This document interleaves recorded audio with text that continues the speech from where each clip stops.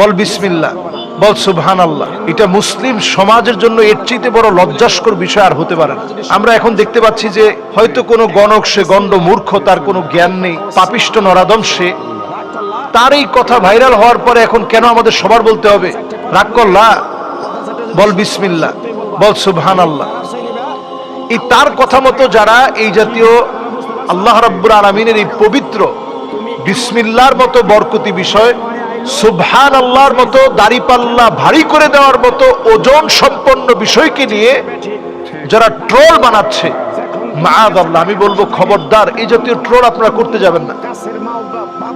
একজন গণকের কাছে স্বাভাবিকভাবেই যদি আপনি যান, গমন করেন, নবী আলাইহিস সালাতু ওয়াস সালাম বলছেন, মান আতা কাহিনান আও আররাফান ফাসাদ্দাকাহু বিমা ইয়াকুল ফাকাদ কাফারা বিমা উনজিলা আলা মুহাম্মদ সাল্লাল্লাহু আলাইহি ওয়াসাল্লাম।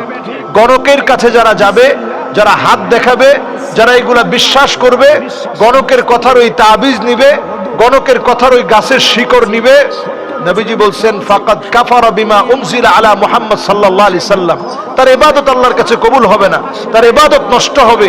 এমন কি ওই লোকটা আল্লাহর কাছে এতটা ঘৃণিত হবে, তার ঈমানটা নষ্ট হয়ে যাবে। ইবাদত নষ্ট হলো, ঈমান ধ্বংস হলো, ঈমান ধ্বংস হলো, ইবাদত নষ্ট হলো, গণকের কাছে যাওয়া।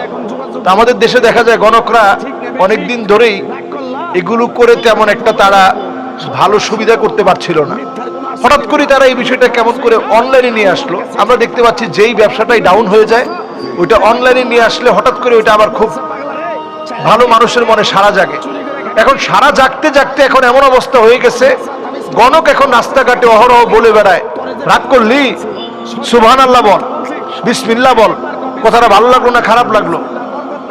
আপনি চিন্তা করেন, বিসমিল্লাহকে কেউ যদি বলে বসে যে বিসমিল্লাহ ভালো লাগে নাই, সুবহানাল্লাহ ভালো লাগে নাই, তৎক্ষণাৎ ওই লোকটা কাফের হয়ে যাবে। যে লোকটা বিসমিল্লাহকে ভালো লাগবে না এটা বলার সঙ্গে সঙ্গে কাফের হয়ে যাবে।